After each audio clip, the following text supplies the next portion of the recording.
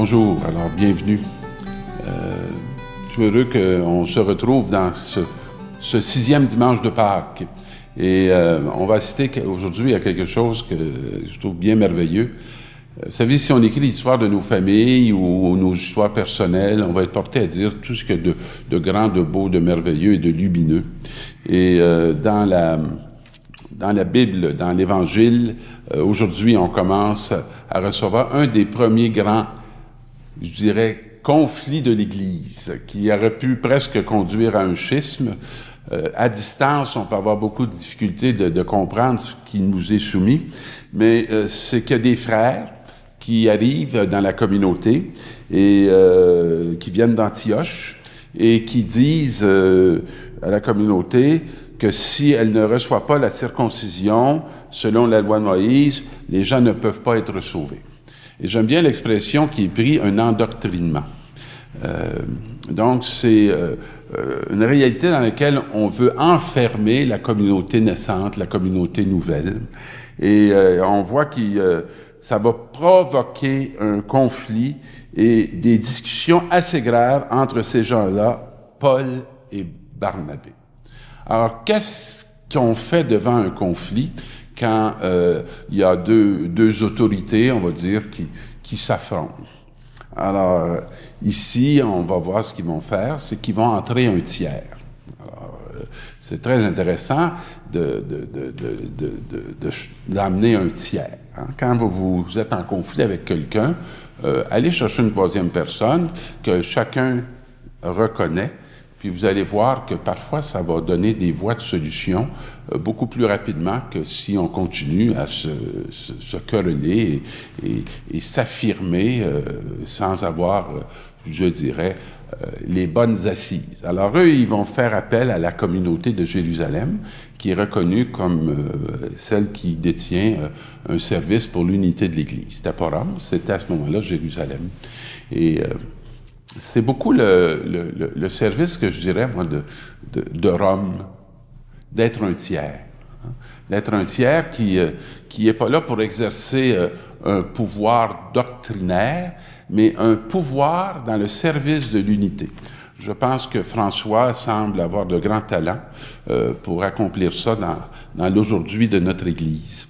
Et ce qu'ils vont recevoir finalement comme réponse, ça vaut la peine de la lire parce que c'est tellement simple et tellement beau. Hein? L'Esprit Saint et nous-mêmes avons décidé de ne pas faire peser sur vous d'autres obligations que celles-ci qui s'imposent. Vous abstenir de manger des aliments offerts aux idoles, du sang ou de la viande non saignée, et vous abstenir des unions illégitimes. En évitant cela, vous agirez bien, courage. Alors, ils viennent de dire que la communauté nouvelle n'a pas besoin d'être circoncis. C'est cette unité-là et cette invitation-là, cet appel qu'ils vont faire, devrait resituer, je dirais, les frères les uns par rapport aux autres. Et dans la deuxième lecture, qui est un texte de l'Apocalypse, on s'aperçoit que l'Église dont il est question est vraiment une Église qui a été persécutée, une Église qui est fragile, une Église qui est assez vulnérable, qui ont pas de temple, hein? Et qui n'ont pas d'assises, je dirais, financières importantes, qui n'ont pas d'image sociale très reconnue. Parce qu'elle dit ceci, « Dans la cité, je n'ai pas vu de temple, car son temple, c'est le Seigneur, le Dieu Tout-Puissant et l'agneau. La cité n'a pas besoin de la lumière du soleil ni de la lune, car la gloire de Dieu l'illumine, et sa source de lumière, c'est l'agneau. » Mes amis, je ne sais pas si vous entendez ce que ça veut dire et qu'est-ce que ça a comme implication pour chacun de nous. Hein, le temple, le premier temple, c'est vous êtes le temple du Christ et c'est nous le premier temple. C'est un temple vivant. Et ce qui doit nous éclairer, c'est une présence qui est dans ce temple et qui est au plus profond de nous. Et c'est tout un appel à non pas être tourné vers le dehors, à ne pas être impressionné par les œuvres des hommes, mais à être impressionné par l'œuvre de Dieu. Et son trésor, c'est l'agneau, c'est celui qui s'est livré, c'est celui qui s'est donné, c'est celui qui a épousé l'humanité pour la conduire à sa stature, hein, à sa grande dignité d'enfant, de fils et de fille de Dieu. Et il y a une belle promesse qui nous est faite dans le premier texte, c'est la venue de l'Esprit Saint. Moi, c'est vraiment le grand désir que j'ai que mes frères reçoivent cet Esprit Saint. Dernièrement, on me parlait d'un événement qui m'a beaucoup attristé. Un événement qui s'est passé aux États-Unis, mais qui aurait pu se passer ailleurs, d'une dame qui a été tuée. Mais ce n'était pas elle. Elle se promenait avec son enfant, l'enfant de 3 mois. On l'a approché pour la voler, pour prendre son argent. Elle n'avait pas d'argent. Alors, les personnes en présence ont sorti le fusil, lui ont tiré une balle dans la jambe, et ils se sont tournés et ont tiré sur l'enfant. Une violence incroyable qui vient d'où? Pour moi, qui vient d'une absence, justement, de l'accueil d'un souffle. Et lorsqu'on est rendu à poser des gestes à ce point inhumains, qu'arrive-t-il à notre humanité?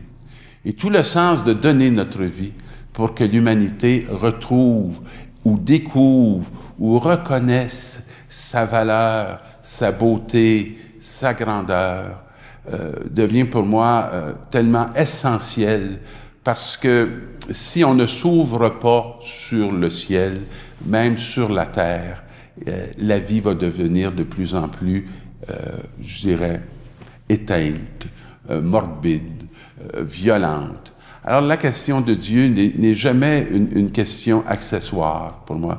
Elle est toujours une question très fondamentale.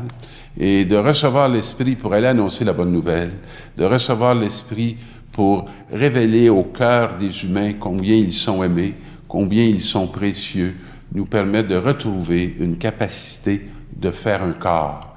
Parce que lorsqu'avec autant de gratuité, on peut violenter les uns et violenter les autres, c'est qu'on a perdu de vue le sens profond et notre identité profonde d'être humain.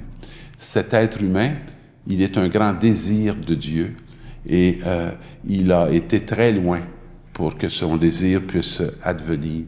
Et il nous a envoyé Jésus-Christ. Alors je souhaite que notre frère, le Christ, nous donne le courage de nous mettre debout pour annoncer cette bonne nouvelle qui peut transfigurer le monde, parce qu'actuellement, on voit bien que la souffrance est encore bien présente au cœur de notre monde et que nous avons encore des pas à faire pour qu'il y ait plus de justice, plus d'égalité. Et on ne peut pas la faire, cette marche, sans opter nous aussi pour le chemin que l'agneau nous a proposé. Alors que nous soyons dans la confiance et que, plein de son amour, nous allions la partager avec ceux vers qui il nous envoie. Bonne semaine et bon temps de Pâques qui s'achève lentement.